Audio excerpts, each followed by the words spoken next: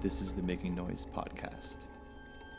I actually wouldn't, if the sound is not on, it's okay, because there's also the added choreography of the piece wherein a colleague of mine here at Pitt, Chris Staley, improvised movement according to what he was hearing.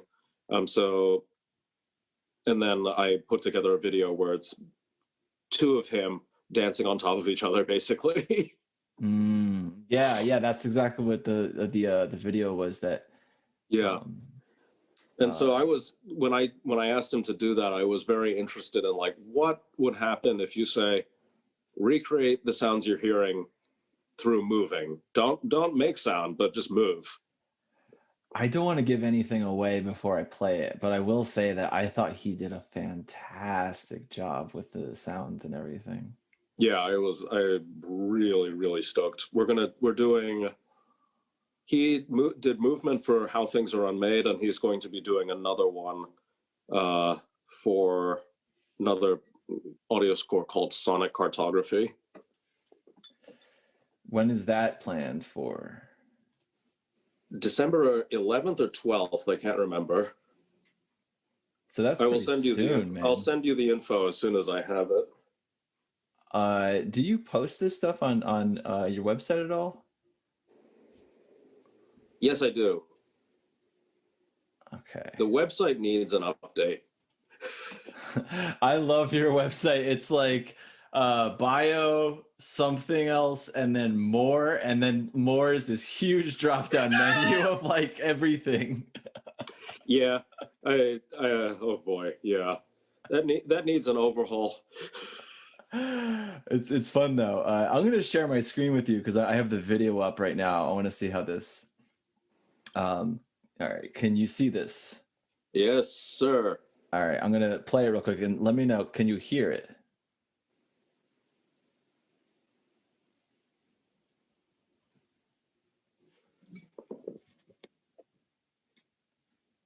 I don't think I can hear it. Yeah, I should hear something and I don't.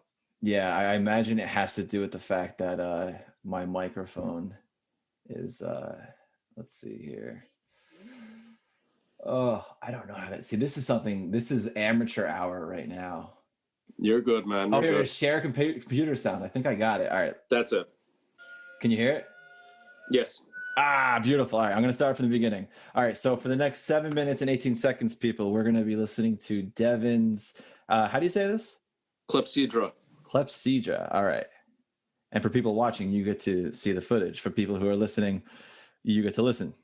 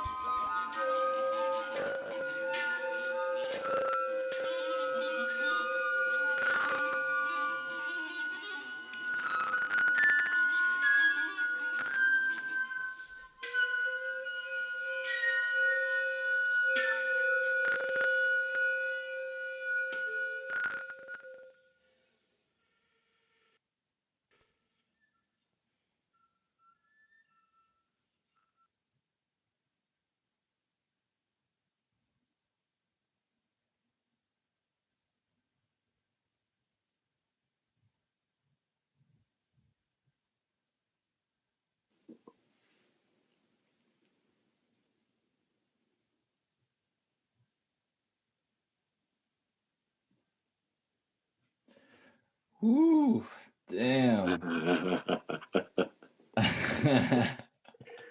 This is my second time listening to that. I'm gonna stop with the sound, make sure it's all right. I think I did it. Stop sharing my screen. I don't know if you can still hear. Wait, I'm gonna play this real quick just so I want to see if. Yep. Can you hear that at all or no? Nope, can't hear it. All right, good. I just wanted to make sure that we're still still recording too. Yep, you're not going to hear any weird sounds coming from me. Dude, I see you have a beer right there. I have scotch right here. We need to do a cheers. Yeah. I'm gonna pour real quick. Yeah, please. And we'll talk about this, man. That's whew. I am feeling it. The performers are Sarah Steranka, who is the flutist for a Pittsburgh-based new music consortium called Cameraton. And again, on movement was Christopher Staley, who's a PhD candidate in theater arts department here at Pitt. And tonight we are drinking triple Carmelite Belgian ale. And you got, what did you say you had, Johnny? Johnny Walker Red. Nice and simple. Cheers, my man. Cheers to you, sir. And thank you again for inviting me on the show. My pleasure. Glad you could be here. Skull. Oh, not bad. I haven't had beer in a while. I would love to have some beer right now. Don't do it. Your belly will let everyone know you've been drinking it. Well, I think yesterday was there was plenty in my belly, so I'm glad to hear it. It is the day of like ultimate vice and butter, right? Oh my God. We had some ham that we just like based with all kinds of crap. And we made, my girlfriend and I made like pumpkin pie, and we had this sweet potato with like the marshmallows broiled on top. And oh yeah, you did it right. We went deep, man. We went deep. Wait, I need to fix something real quick. This is looking funny. Is this right? All right, go away. Why is it? Am I still screen sharing with you? I don't think so. I don't think I am either. For some reason, the bottom bar won't go away. Let's try this again. All right. One of the things that I love about that piece and the video, the performance with it, is you said his name's Chris, right? Yes. Chris, his movements, I think, work completely contrary to what I would expect someone to move in the regards to the amount of activity within the piece. And that's coming from a place where I'm like, oh, that was fantastic. His movements are so slow, and it's like almost like he's like, it's like a self-reflective thing in a way, you know?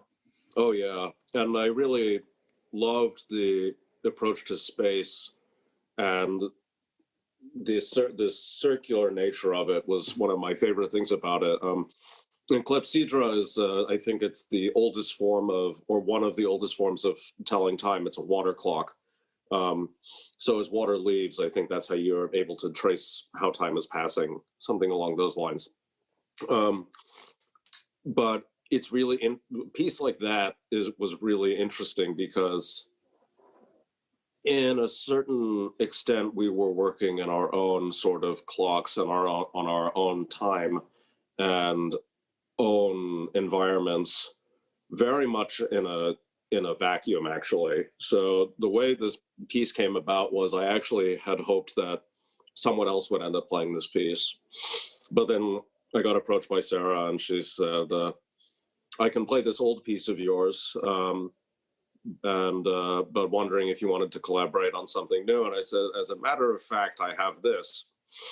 And then a couple weeks after experimenting with different sounds on everything from Renaissance flute to bagpipe chanter, I was like, why don't we see if we can't add movement to this? And I thought about Chris, who I've known for the past year at Pitt, who does a lot of work in theater and movement, in this he does research on the Suzuki Company, which is a theater troupe in Japan. He also is started doing some workshops on Nogaku, again, this traditional Japanese theater form.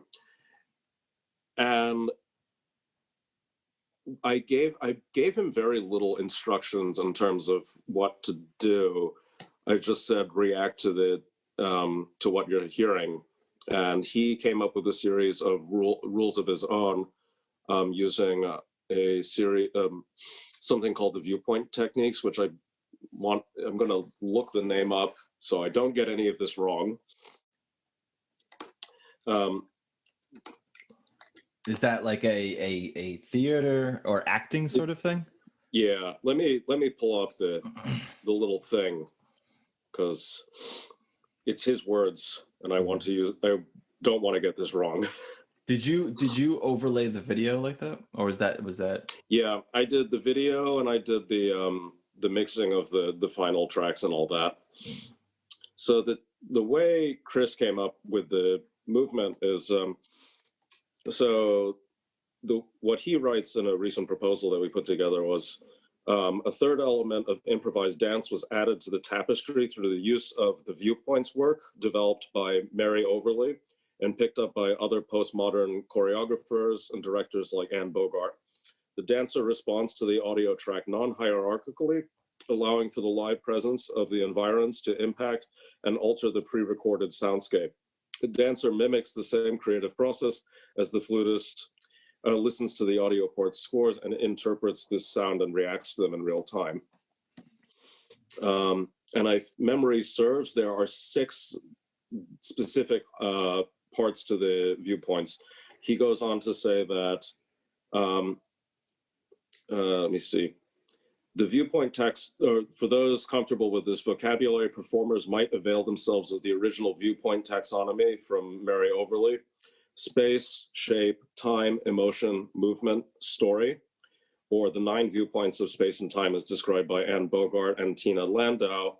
And those are spatial relationship, architecture, shape, kinesthetic response, tempo, duration, gesture, floor pattern topography, and repetition. Now it's interesting because depending on what kind of like musical composition you're thinking about, maybe if you think about like Xenakis or Stockhausen, this idea of spatial relationship and shape and architecture are pretty salient if you're working, like if you think about like Gruppen or Carré, where you have 3 orchestras or 4 orchestras. And so there's something very, for me, when he was describing this process to me, there was something about it that felt very natural, and I kind of wish I could think of a better word, but it's very musical in a certain sense. Mm-hmm. And the two sort of jive very well together. But also, it was interesting or one of the things that I like about these particular 2 tracks, he sent 6 videos originally for CLEPSYDRA, but those 2 in particular, when put together, I think really sort of brought forward the claustrophobia that all of us have been feeling and the sort of tension,